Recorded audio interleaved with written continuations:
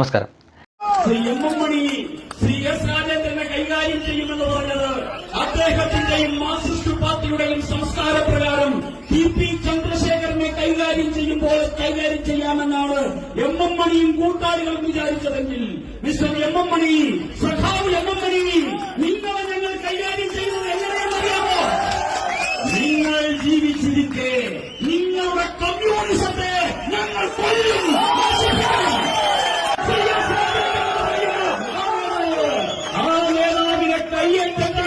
കൈകാര്യം ചെയ്യാനും പോയി അദ്ദേഹത്തിന്റെ ഒരു രോമത്തിൽ തൊടാൻ ഭാരതീയ ജനതാ പാർട്ടി പ്രഖ്യാപിക്കുകയാണ്. ഇടുക്കി ജില്ലയിൽ നിന്നുള്ള MLA ആയിരുന്ന എസ് രാജേന്ദ്രൻ എന്നൊരു കമ്മ്യൂണിസ്റ്റുകാരൻ കുറച്ച് ദിവസങ്ങൾക്ക് മുമ്പ് BJPയിലേക്ക് മാറിയിരുന്നല്ലോ. അദ്ദേഹം BJPയിൽ ഔദ്യോഗികമായിട്ട് തന്നെ മെമ്പർഷിപ്പ് എടുക്കുകയുണ്ടായി. അതേപോലെ തന്നെ അദ്ദേഹം BJPക്ക് വേണ്ടിയിട്ട് അടുത്ത തെരഞ്ഞെടുപ്പിൽ ഇടുക്കി ജില്ലയിൽ തന്നെ അവിടുത്തെ ദേവികുളം മണ്ഡലത്തിൽ മത്സരിക്കുമെന്നൊക്കെയുള്ള ചില സംസാരങ്ങളും മറ്റുമൊക്കെ കേൾക്കുന്നുണ്ട്. അപ്പോൾ അദ്ദേഹം കുറേ കാലമായിട്ട് കമ്മ്യൂണിസ്റ്റ് പാർട്ടിയോട് ഇടഞ്ഞു നിൽക്കുകയായിരുന്നു. അദ്ദേഹം അതിനുശേഷം ഔദ്യോഗികമായിട്ട് തന്നെ BJP ചേരുന്ന ഒരു കാഴ്ചയും കേരളം കാണുകയുണ്ടായി. അതിനു മുമ്പ് തന്നെ MM മണി എന്ന കമ്മ്യൂണിസ്റ്റുകാരനായിട്ടുള്ള മുൻ മന്ത്രി പരസ്യമായിട്ട് തന്നെ എസ് രാജേന്ദ്രനെ പോലെയുള്ളവർ പാർട്ടി കൈകാര്യം ചെയ്യണമെന്ന തരത്തിൽ പ്രകോപനപരമായ രീതിയിൽ പ്രസംഗിക്കുകയും മറ്റുമൊക്കെ ഉണ്ടായി.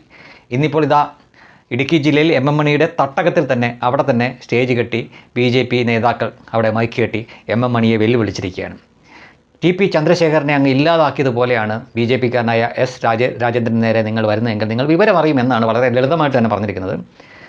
MM മണിയെ കൈകാര്യം ചെയ്യും എന്നും കൂടി പറഞ്ഞിട്ടുണ്ട്. MM മണി ജീവിച്ചിരിക്കെ തന്നെ കമ്മ്യൂണിസ്റ്റ് പാർട്ടിയെ ഇവിടെ കുഴിച്ചു മൂടുമെന്നാണ് S സുരേഷ് പറഞ്ഞിരിക്കുന്നത്. ഇത് മുമ്പ് പലപ്പോഴും പല BJP നേതാക്കളും പറഞ്ഞിട്ടുള്ളതാണ്. അവരുടെ ആദ്യത്തെ ലക്ഷ്യം എന്നത് കോൺഗ്രസ് മുക്ത ഭാരതം എന്നാണ്. അതായത് കോൺഗ്രസിനെ ഭാരതത്തിൽ നിന്ന് ഇല്ലാതാക്കുക എന്നാണ്. അപ്പോഴും കമ്മ്യൂണിസ്റ്റ് പാർട്ടി അവരൊരു ഘടകമായിട്ട് കൂട്ടിയിട്ടില്ല. കാരണം അതൊരു ചെറിയ സ്ഥലത്ത്, ഒരു കേരളം പോലെ ഒരു ഇട്ടാവട്ട സ്ഥലത്ത് മാത്രം പച്ചപിടിച്ച് നിൽക്കുന്ന, എപ്പോൾ വേണമെങ്കിലും വേറിട്ട് പോകാവുന്ന ഒരു ചെറിയൊരു വൃക്ഷം മാത്രമാണ് എന്നൊരു തിരിച്ചറിവ് അവർക്കുണ്ട്. അതിനാൽ അവർക്ക് വലിയ പരിഗണനയൊന്നും അവർ കൊടുത്തിട്ടില്ല. പക്ഷേ കോൺഗ്രസിനെ ഏതാണ്ട് ഒരു വഴിക്കാക്കിയതിന് ശേഷം കമ്മ്യൂണിസ്റ്റ് പാർട്ടിയെയും തീർക്കാൻ വേണ്ടി തന്നെയാണ് BJP അല്ലെങ്കിൽ സംഖ്യകൾ പ്രവർത്തിക്കുന്നത് എന്ന കാര്യം അവരുടെ വാക്കിൽ നിന്നും അവരുടെ പ്രസംഗത്തിൽ നിന്നും പ്രവർത്തി നിന്നൊക്കെ നമുക്കറിയാവുന്ന കാര്യമാണ്. തീർച്ചയായിട്ടും ഇനി ഈ രാഷ്ട്രീയമൊക്കെ മാറ്റിവെച്ചുകൊണ്ട് നമ്മൾ കേരളത്തിലെ രാഷ്ട്രീയം വീക്ഷിച്ചാൽ നമുക്ക് മനസ്സിലാവുന്ന ഒരു കാര്യമുണ്ട്. കമ്മ്യൂണിസ്റ്റ് പാർട്ടിയോട് വളരുന്നൊന്നുമില്ല. കമ്മ്യൂണിസ്റ്റ് പാർട്ടിയുടെ അംഗബലം ഓരോ ദിവസം കഴിയുന്തോറും കുറഞ്ഞു വരികയാണ്. അവിടേക്ക് പതുക്കെ എങ്കിലും BJP കടന്നു കയറിക്കൊണ്ടിരിക്കുന്ന കാഴ്ചയാണ്. അതവർ വളരെ പതുക്കെ നടക്കുന്നൊരു പ്രോസസ്സാണ് അത്. പക്ഷേ ഓരോ ദിവസവും കഴിയുന്തോറും അത് വർദ്ധിച്ചു വരുന്നു. BJPയുടെ അവരുടെ സ്വാധീനം വർദ്ധിപ്പിക്കുന്നു.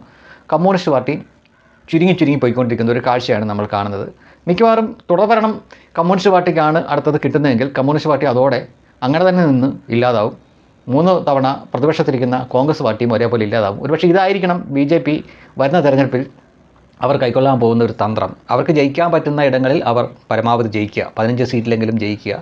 ബാക്കിയുള്ള സ്ഥലത്ത് ഈ കോൺഗ്രസിനെ അഥവാ ജമാഅത്തെ ഇസ്ലാമിനെയും മുസ്ലിം ലീഗിനെയും ഒന്നും അടുപ്പിക്കാതെ ഈ CPMനെ തന്നെ ജയിപ്പിച്ച് വിടുക. അങ്ങനെ കഷ്ടിച്ച് അവർക്ക് കൂടി അടുത്ത തവണ കൂടി ഭരണം കൊടുത്തുക, ഭരണത്തിൽ ഇരുത്തിക്കൊണ്ട് തന്നെ അവരെ തൊലയ്ക്കുക, ഭരണമില്ലാതെ കോൺഗ്രസിനെ തീർക്കുക. ഇതായിരിക്കണം ലക്ഷ്യം. അതെന്തായാലും ഇതുപോലുള്ള പല തന്ത്രങ്ങളും സൂത്രങ്ങളും ലക്ഷ്യങ്ങളും ഒക്കെ അവർക്കുണ്ട്. പക്ഷേ അതിനൊപ്പം തന്നെ അവരുടെ കൂട്ടത്തിലുള്ള ഒരു അണിയാവട്ടെ, നേതാവട്ടെ, അവർക്ക് നേരെ ഇതുപോലെ MM മണിയെപ്പോലെ വാപോയ കോടാലികൾ എന്തെങ്കിലും വിളിച്ചു പറഞ്ഞാൽ അയാളുടെ തട്ടകത്തിൽ ചെന്നിട്ട് അയാൾ കേൾക്കാൻ വേണ്ടി തന്നെ തിരിച്ച് അതിലും അതിൻ്റെ അപ്പുറത്തെ ഡോസിലും മറുപടി കൊടുക്കാനും BJPക്കും സംഖ്യകൾക്ക് ഒരു മടിയില്ല എന്ന് വ്യക്തമായിട്ട് തന്നെ തെളിഞ്ഞിരിക്കുകയാണ്.